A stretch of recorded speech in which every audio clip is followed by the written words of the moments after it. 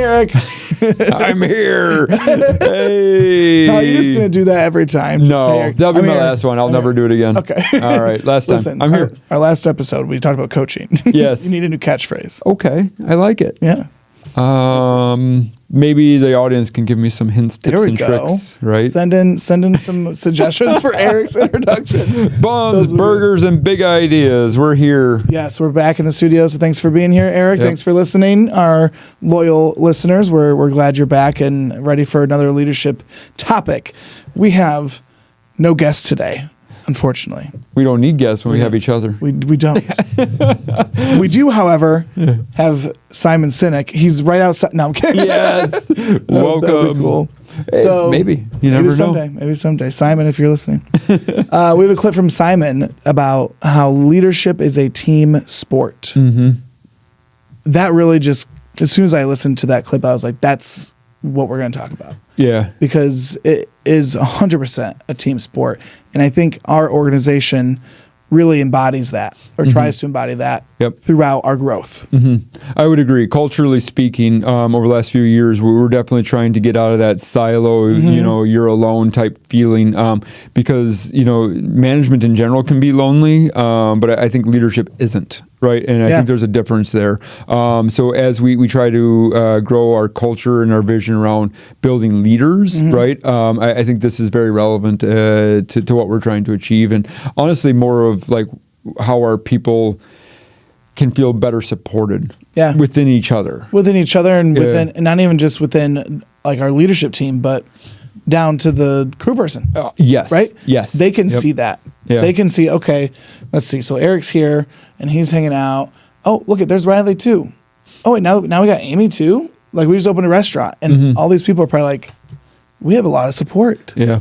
This is like, it's bleeding all the way down. All right. Is what is awesome. I like it. Yeah. So play the clip. And it's really cool because there's some stuff that I was even talking about today with our leadership team that just happens to be part of the clip. Love it. Here we go.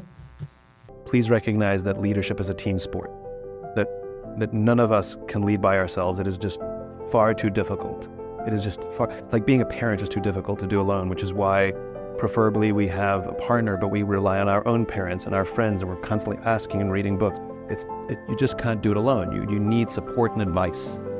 And leadership is exactly the same. If I beg of each of you, if you don't already, which I'm sure many of you do, make sure you have a leadership buddy at work, somebody you can call and be like, I can't. You need someone to vent to. You need someone to vent to. You need someone to scream and yell and just get it out of your system. You need somebody who'd be like, how do I do this? And most importantly, and this, all of my friends know this, I have a very strong rule, a strict rule with all my friends, which is never cry alone. And when you are overwhelmed and you need to just let it out, you pick up the phone. Do you have 8 minutes? It means I need you. Eric, you used to lead by yourself, didn't you? Well, heck yeah. I'm the only one that knew how to do it right. The only one. Yeah. There's nobody else in the world that ever made burgers and fries. It's me. But 5 years ago, you were.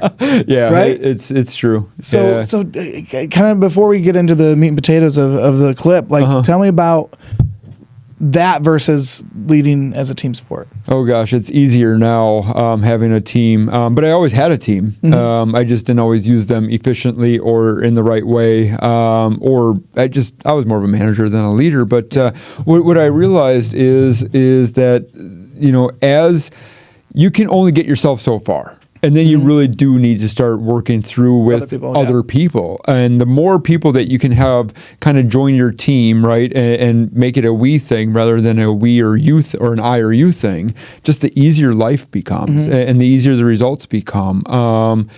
But I used to think that I had to keep all of that in. So I really resonated with if you're overwhelmed, do you have 8 minutes? We were just talking about that today. And I was talking with Amy and some of the consultants that we had in the office today, and I said, nobody's going to know what you guys are going through except for the people within this room. And how do you then take the time to share? Because there's going to be things that are overwhelming. You're going to have bad moments in time. You're going to have what people would phrase bad days, right? Like, I don't think there's personally like a bad day. Bad moments. Absolutely bad moments, bad hour, maybe a bad whatever, but like your whole day doesn't have to be bad. But that's a whole nother topic. But what was really interesting is when I started talking about how it's okay to share, and I shared some of my stuff, all of a sudden everybody else is starting to share a little bit about their bad moments and how it can be overwhelming or daunting or maybe not sure what to do with that information. But I feel like we work so hard to get to whatever level we're at that we can't show weakness. And I personally don't see it as weakness, though. Like, I used to. It's a strength. Yeah, I used to. I'm going to flat out, like, I would not tell you that I'm struggling, because then you're going to look at me and I'm like, oh, now Riley thinks I'm weak, right? And I can't do my job. But you're in the position you're in because we know and we think and we believe in you, and we understand that you're going to have challenges, but we know that you're going to do what you can to kind of rise above that. So the more you share, and the more you're open to sharing, the easier, honestly, the job becomes. So this was honestly a perfect clip for kind of exampling that. Yeah. I mean, flying on the wall, in that conversation would have been cool, because I literally just watched this. Well, actually, I watched this last week. Sure. And immediately I was like, this is so cool. Like I was like, and I did send them to you, and you didn't watch them. I know. We won't go there. I've been a little busy, a little sidetracked. You have been busy. But I knew we'd get there. So. Yes, we would. But no, it's so cool that you're using this stuff literally today, and I really do, like you said, I like the 8 minutes. And Simon has a couple other clips and where he goes a little bit more further into depth about that 8-minute story and how that came to be. But it's like, don't go through it alone. Like, we have a team. Lean on them. Well, and what's really cool too is with the consultants in the room that we were in, I've been in their shoes, right? And I get it. I've done that role, but I haven't done it recently. So I'm not going to sit here and tell you that I know how to do it now, because things evolve and things change. But what was really cool is for the people that were in the room, some people have been doing it for 2 months. Some people have been doing it for 20 years, right? So you have people with a lot of perspective, ideas, and past history, but you have people with new ideas and fresh perspective. And there's just a collaboration there that... It's on fire. It just can be, right? And when we get people talking and sharing, I'm going to tell you, we were talking people and we're talking logistics, because we are in the people business, serving burgers, right? Especially from a leadership standpoint, for our general managers, our assistants, even our shift managers, right? Like, it's more about people and running good shifts. But the more you can talk and the more you can collaborate and the more like opinions and ideas you have, like, it was probably one of the best conversations, because all of a sudden we're getting all this different perspective and we're going to come up with a much different answer than what just my opinion would have been. And I think that's the difference, right? Like when you said like 5 years ago, it was my opinion, regardless of maybe the facts or the sharing or whatever. I always had to know, and I always had to, and yada, you know what I mean? Like it was, it really was.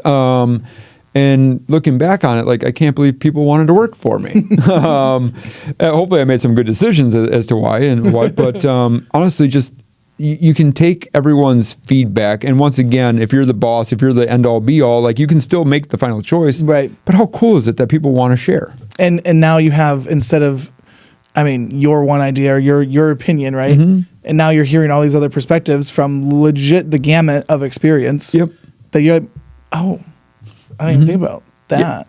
Let's do that. Let's try that. Right. And now you're building trust and respect too with them, that you're not just going to be, still, I'm going to stick with my idea. Right. Well, I'm going to tell you, I think there was probably 2 or 3 ideas out there that were probably better than mine today. So I'm just going to tell you, right? Like, that's what happens, but that's what leaders do. It's not you're not the one who needs to come up with the ideas. You're the one who needs to get other people to share the ideas. Sure. Right. You know? Sign off on it and so be it. But people, right? Like, you want to feel supported and you want the advice, and good leaders, I think, find ways to make that happen. I don't think we sometimes always ask the right questions to get people to share. Right. And I know that there's more conversation around asking right questions, but you have to listen. Amy, I know when Amy is really passionate about an idea, because she'll start the conversation with, hear me out. Right? That's her phrase. That's her phrase. But Hear you me get, out. hear me out. And then I know, right, that most likely, no matter what the idea is, Amy's thought it through. She's passionate about it. And if I say no, I better have a really good reason as to the no. Because when I say yes to that and she wanted me to hear her out, it's probably going to work. Yeah. So, No, that's funny that you, but you're not going to know that unless you're listening for those words that pop out. Yeah. You know, so that's very cool. Because I listen to Amy and because I take ideas, and it's not just Amy, right? Like other people, like I people share more and more and more because I do listen. The more you allow them to. Yeah. Yeah. And I think you would see the same thing. Yeah, absolutely. The more you allow your team to share, and at first it doesn't happen like that, right? No. People are gonna take No. some time to warm up to the idea of, oh, I can share my opinion. So, but once you get to there, like you are, it's like, okay, this is super cool. And now you know Amy's, hear me out. All right, this is gonna be good. What do you got, Amy? You know? That's when I like buckle up. We're doing this. It's we're going to win.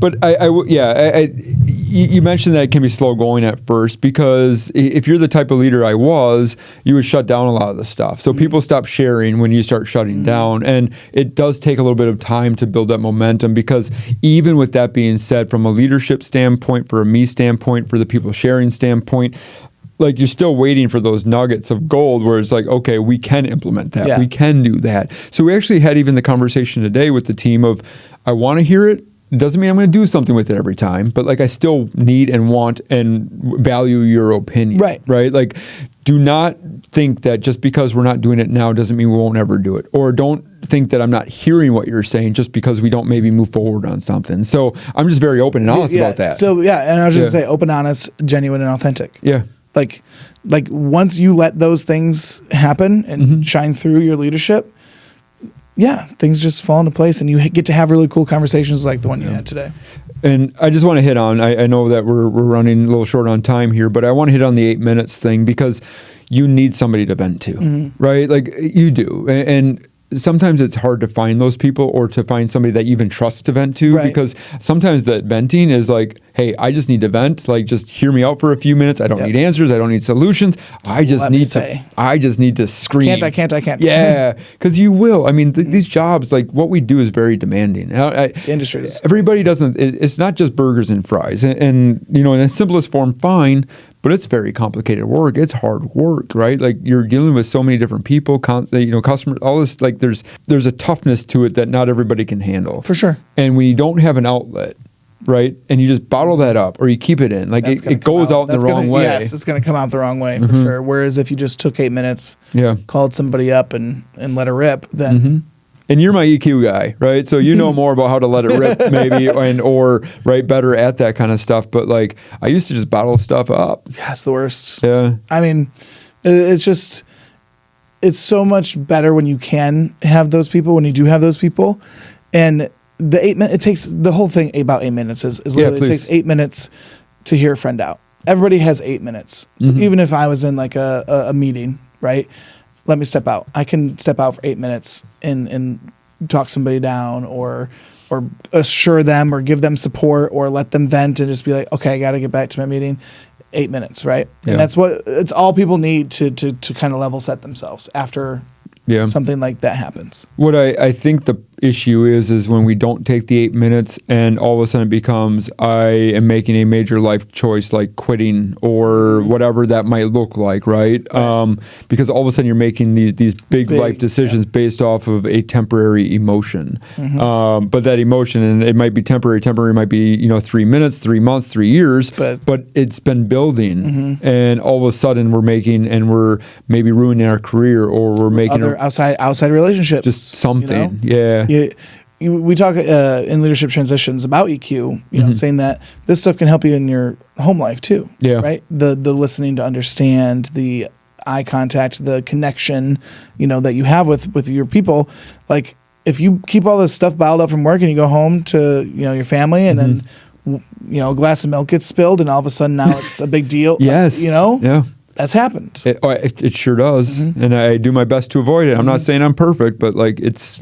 Happens. So Find those 8 minutes. So you have a team, right? People want to support each other. And I think the more open and honest and finding the right people, because there are people that want to support you, right? Regardless of the situation we're in, regardless of if you have a mentor or not, right? Like there are people out there. So it's just, sometimes it's hard to find the right people, but they're out there. They're out there. So you just kind of, and you'll find them. You will.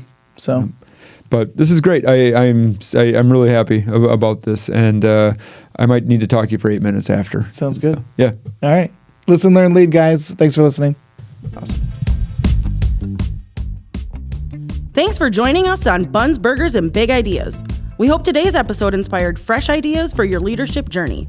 Be sure to subscribe so you never miss an episode, and keep learning with us as we continue to explore leadership in the QSR world. Until next time, take care and lead well.